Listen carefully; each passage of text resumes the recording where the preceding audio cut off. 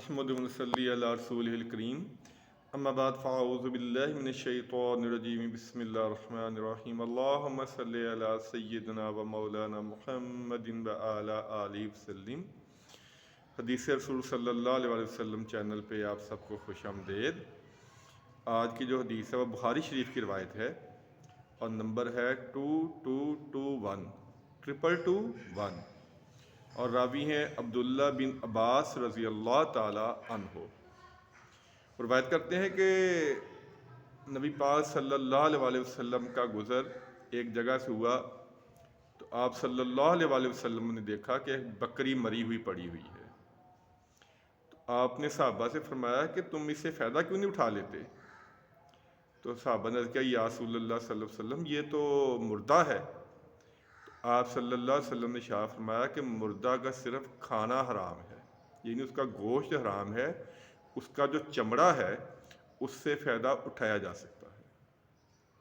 یہ ایک اہم مسئلہ ہے جس کا کچھ لوگوں کو پتہ نہیں ہے کہ جو جانور مر جائے اس کا گوشت کھانا وہ جائز نہیں ہے، وہ حرام ہے، لیکن اس کے چمڑے کو اتار کے، جسے ہم کھال کہتے ہیں، اس کی کھال کو اتار کے اس کو استعمال میں لایا جا سکتا ہے، یہ جائز ہے۔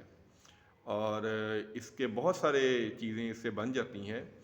اور ایک اور روایت میں ہے کہ یہودیوں پہ آپ صلی اللہ علیہ وسلم ارشاد فرمایا یہودیوں پہ اللہ تعالیٰ لعنت کرے کہ اللہ تعالیٰ نے مردار کی چربی کھانا ان پہ حرام قرار دیا تھا، لیکن انہوں نے مردار کی چربی کو بیچا۔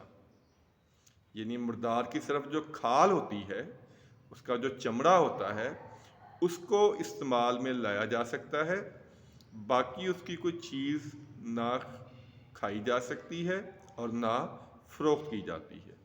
یہ بخاری شریف کی روایت میں آپ کو بتا رہا ہوں، نمبر میں نے آپ کو بتا دیا ہے 2221 یعنی 2221 اس کا نمبر ہے۔ اور عبداللہ بن عباس رضی اللہ تعالیٰ عنہ اس کے راوی ہیں کہ جو جانور مر جائے اس کی کوئی چیز حلال نہیں، اس کا گوشت، اس کی چربی، اس کا کوئی بھی ہم کھا نہیں سکتے، نہ فروخت کر سکتے ہیں۔ یہ بڑی اہم چیز ہے، فروخت بھی نہیں کر سکتے۔ ہاں اس کا جو چمڑا ہے، اس کی جو کھال ہے، وہ اتار کے اس کو فائدے میں لایا جا سکتا ہے، اس کی چیز بنائی جا سکتی ہے، اس کو استعمال کیا جا سکتا ہے۔ تو اس کی جو تجارت ہے وہ جائز نہیں ہے۔ یہ بڑا اہم مسئلہ ہے۔ چھوٹے چھوٹے ایسے مسائل ہیں جو ہم اپنی لا علمی کی وجہ سے ہم ان کی طرف دھیان نہیں دیتے اور غلط کام کرتے رہتے ہیں۔ اس لیے میں بار بار کہتا ہوں کہ خدا را حدیث کا مطالعہ کیا کریں، حدیث کی کتابیں اپنے گھر میں لا کے رکھیں، ان کو خود پڑھیں، اپنی بیوی بچوں کو پڑھنے کو دیں۔ ہم دنیا زندگی میں یا سارا دن کتنی اپنا وقت ہوتا ہے جو ہم فضول کاموں میں گزارتے رہتے ہیں۔ سب سے زیادہ تم یہ نوسط موبائل کی آ گئی ہے، موبائل کا فائدہ بھی بہت ہے، اگر ہم اس کو اچھی استعمال میں لے کے آئیں تو بہت فائدہ ہے اس کا۔ اس میں بہت ساری کتابیں جو آپ نہیں خرید سکتے وہ آپ ڈاؤن لوڈ کر سکتے ہیں، یا اور بھی بہت سارا فائدہ ہے، لیکن ہم زیادہ وقت اپنا فضول وقت میں موبائل پہ گزارتے ہیں۔ تو اگر ہم روز کی 1 یا 2 حدیثیں ہی ہم پڑھ لیں، زیادہ نہیں، چلو 1 یا 2 حدیثیں پڑھ لیں اور قرآن پاک کا کم از کم 1 رکوع پڑھ لیں تو ہمیں بہت فائدہ ہوگا۔ ہمیں بہت سارے مسائل کا جن کا ہمیں پتہ نہیں ہے اور ہم لا علمی میں وہ کام غلط کرتے رہتے ہیں، ہم ان سے بچ جائیں گے۔ اور جو ہمارے دوسرے مسلکوں کے خلاف ہمارا جو رویہ ہے، جو اختلافات ہیں ہمارے، اگر ہم خود حدیث کا مطالعہ کر لیں تو میرے خیال میں ہمارے بہت سارے اختلافات یا بہت ساری ہماری جو غلط فہمیاں ہیں وہ دور ہو سکتی ہیں۔ اس لیے حدیث کی کتب کا مطالعہ کیا کریں۔ ہمارے نبی پاک صلی اللہ علیہ وسلم وہ ہستی ہیں جنہوں نے ہمیں زندگی گزارنے کا ایک ایک طریقہ بتایا ہے۔ کوئی بات ایسی نہیں ہے جس کا حدیث میں ذکر نہیں ہے۔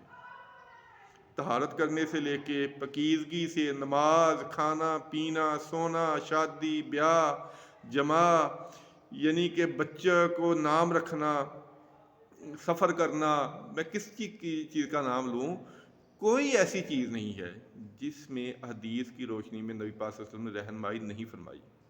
ہماری بدقسمتی کیا ہے کہ ہم حدیث کا مطالعہ نہیں کرتے۔